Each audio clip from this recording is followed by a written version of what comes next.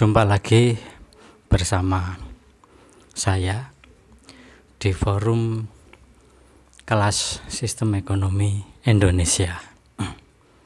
Para peserta forum kelas yang saya hormati, sebagaimana chapter yang lalu kita sudah belajar mengenai apa itu negara yang menganut jalan sistem ekonomi liberal. Nah, untuk pertemuan kali ini kita akan membahas mengenai negara yang menganut sistem ekonomi komunis. Perlu diketahui bersama bahwa sebenarnya istilah komunisme ini diambil dari akar kata komun. Komun itu artinya adalah sama, setara, equal, sederajat. Jadi tidak ada yang tinggi, tidak ada yang rendah, tidak ada yang kaya, tidak ada yang miskin. Semuanya adalah sama, setara.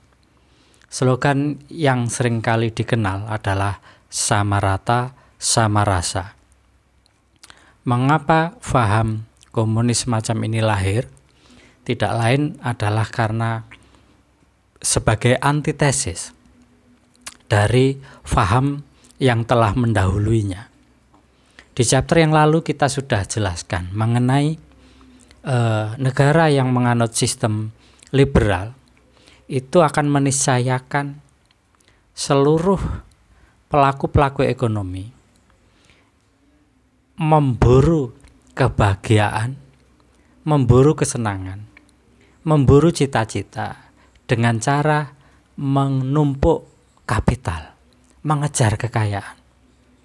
Jadi setiap individu pelaku ekonomi dibiarkan bebas sebebasnya. Negara tidak boleh atau tidak diperkenankan turut campur di dalam persoalan ekonomi. Ini yang disebut dengan pasar bebas. Nah, oleh karena ada semacam kebebasan pasar semacam itu, maka kemudian melahirkan akibat. Ada yang semakin kaya raya dan ada yang semakin miskin.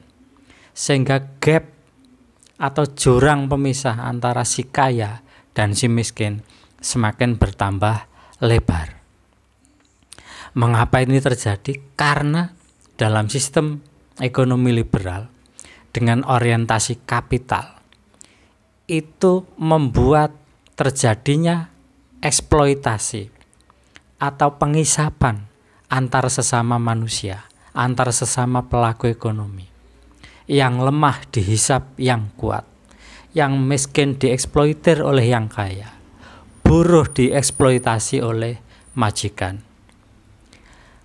Nah, kemudian karena paham semacam ini memperoleh bantahan, memperoleh antitesis atau memperoleh penolakan dari para pemikir yang melawan pemikiran liberalisme kapitalisme itu dengan tesis baru, yakni komunisme. Bahwa komunisme adalah paham yang berorientasi kepada persamaan nasib, persamaan kedudukan, persamaan ekonomi. Semua manusia harus sama. Tidak ada majikan, tidak ada buruh, tidak ada yang kaya raya, tidak ada yang miskin dan hina dina. Semua harus memperoleh kecukupan, semua harus memperoleh keadilan, social justice dalam wujud kesamarataan dan kesamarasaan. Nah, faham komunisme yang semacam ini digunakan untuk melawan faham liberalisme. Persoalannya adalah faham komunisme ini tidak memperoleh tempat.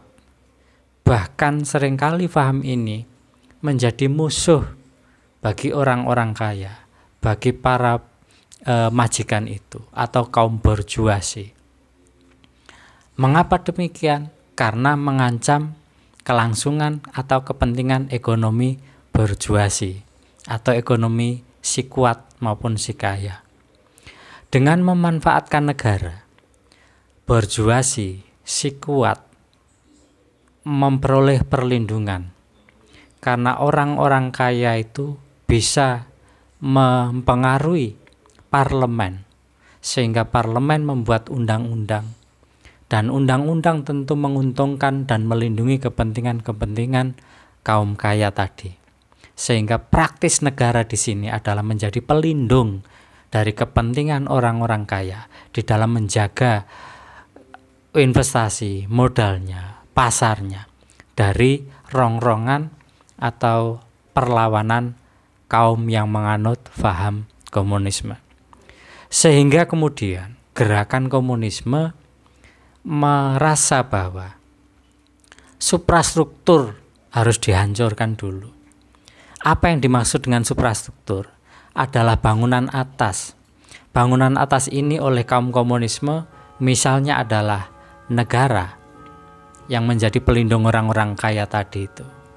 Agama, karena agama dianggap diselewengkan, hanya mengajarkan tentang pembenaran atas penindasan kaum kuat terhadap kaum lemah.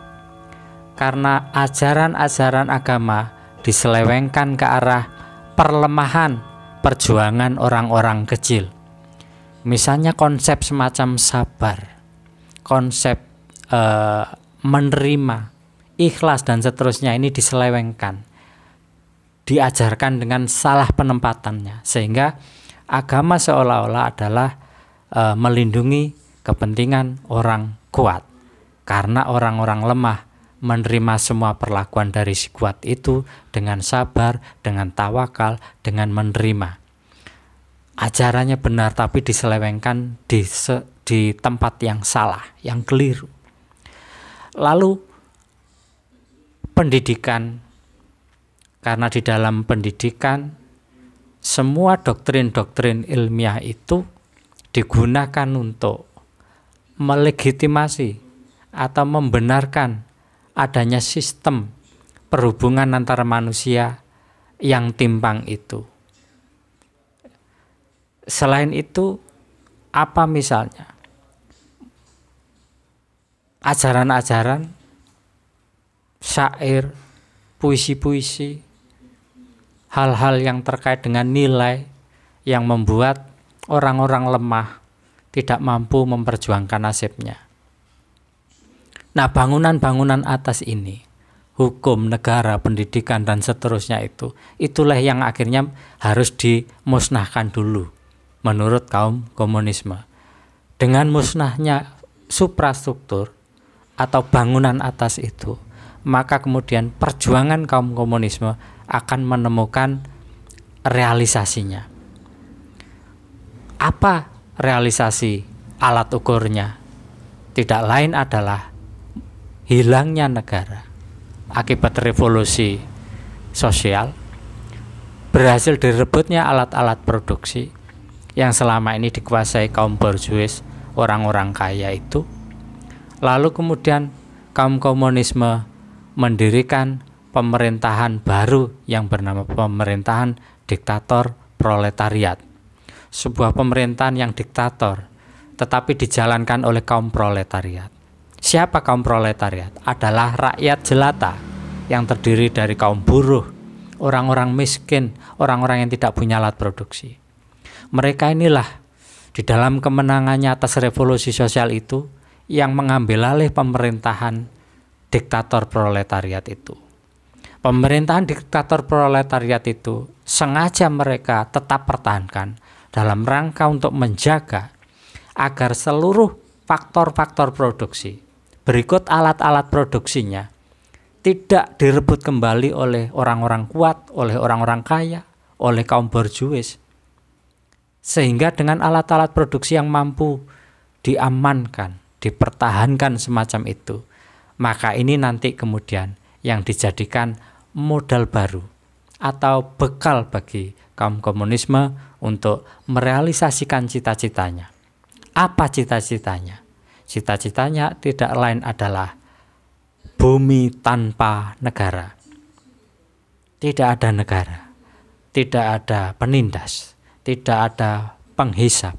Yang ada hanyalah manusia yang punya kedudukan sama rata, sama rasa, terutama dalam bidang ekonomi. Nah, paham komunisme semacam ini hingga hari ini belum pernah diempiriskan, belum pernah terrealisasi. Mengapa? Karena setiap keberhasilan perjuangan revolusi oleh kaum komunisme selalu terjebak di dalam sebuah pemerintahan diktator proletariat yang sebenarnya idealnya transisional itu. Sebuah pemerintahan yang seharusnya transisional itu dipertahankan, bahkan dilanggengkan, sehingga tidak tercapai cita-cita komunisme, yakni bumi tanpa negara. Dengan adanya pemerintahan diktator proletariat, maka sebenarnya ini tidak sesuai dengan cita-cita komunisme. Karena komunisme adalah lawan dari suprastruktur. Nah, ini kelemahan dari kaum komunis yang mendirikan negara dan sama sekali tidak bisa menerapkan faham komunismenya karena terjebak oleh sarana perjuangan mereka sendiri, yakni pemerintahan diktator proletariat. Sehingga terjawab mengapa sekarang bekas Uni Soviet yang sekarang menjadi Rusia setelah pecah belah itu, Uni Soviet itu menyatakan dirinya dengan sebutan USSR, Uni Soviet Socialist Republic. Uni Soviet ini sendiri belum berani mengklaim dirinya sebagai komunis, masih sosialis, masih transisional. Demikian pula dengan Republik Rakyat Cina. Ada kata republik di sana. Berarti ada petinggi atau pimpinan atau suprastruktur yang itu tidak sesuai dengan komunisme. Siapa lagi? Kuba. Kemudian di Jazirah Timur Tengah sana ada partai-partai Ba'ath yang beraliran kiri. Lalu di Eropa Timur hampir semuanya gagal total karena mereka terjebak dalam kontradiksi internal faham mereka sendiri, yakni sebuah pemerintahan yang seharusnya tidak ada dan tidak boleh ada pemerintahan itu. Demikian ulasan mengenai bagaimana komunisme melawan liberalisme dengan hasil akhir terjebak di dalam sistem ekonomi yang tersentral oleh pemerintahan diktator proletariat. Terima kasih atas perhatiannya. Jangan lupa tugas Anda meringkas di dalam satu paragraf saja dengan gaya bahasa sendiri. Cantumkan nama, NBI, kelas dan mata kuliah. Terima kasih. Sampai jumpa.